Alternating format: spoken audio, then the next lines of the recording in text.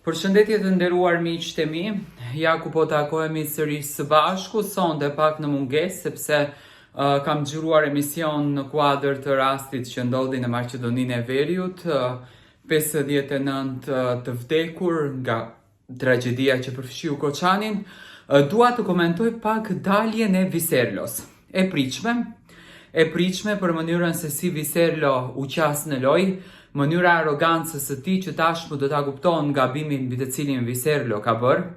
por mënyra e urrejtjes së Viserlos ndaj Gjestit, edhe duke e quajtur fëmijaç, një situatë e cila po përdoret edhe jashtë, ku Viserlo besoj që kishte shumë nevojë të mos ta përdorte këtë situatën për të pastruar imazhin e tij, por Viserlo vazhdon të ofendojë Gjestin, nuk i jep shumë pikë, sepse derisa Viserlo është jashtë, edhe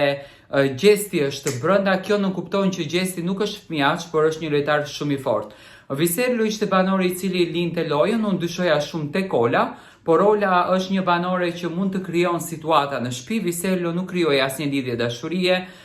lojën e tij e bazoi gjithmonë në arrogancën dhe kjo ishte arsyeja që e nxorën. Si e komentoni ju që ai vazhdon akoma të ketë mbledh për Gjestin?